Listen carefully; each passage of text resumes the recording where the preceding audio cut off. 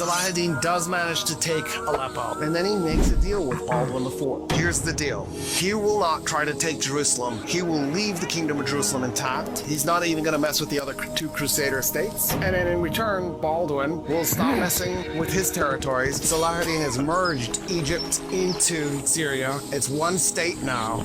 It completely surrounded the Crusader states on all sides. Baldwin goes, you know what, let's do it. And they make a treaty, ending the struggle between Muslim and Christian. And they set up these plans for how Muslims can now visit Jerusalem, and when Christians are traveling through Muslim lands, they will be protected. It's over. Peace has been struck.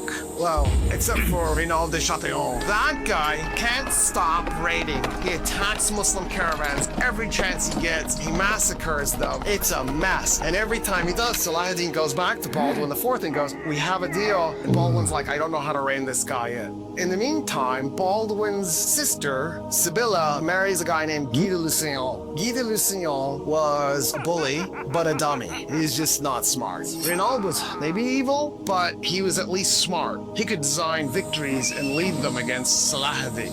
Saladin starts to get really annoyed. Saladin shows up with a whole army. He's gonna just take Renaud de Chatillon out. When he shows up, he's launching using mangonels. So they're launching rocks against the fortress, smashing the place up. Renaud sends a messenger, and the messenger says, we're actually having a wedding. Saladin, if you wouldn't mind, can you take it easy on this sector? And they're getting married while a siege is taking place. Saladin goes, okay, show me the exact spot. They work it out. They stop firing rocks in that area, not only so that they can complete the wedding, but so they can also do their little honeymoon afterwards. Baldwin shows up with his army. Baldwin promises to punish Renaud. That appeases Saladin, and they're done. Renaud continues the raiding. So finally, Saladin goes, I'm done. This Crusader state thing can't work. Baldwin can't reign in his people. Manuel dies 1180. When he dies, the Romans dissolve into chaos. So Rome's out of the picture completely at this point. And so at this point, Saladin's like, I don't have to worry about Rome.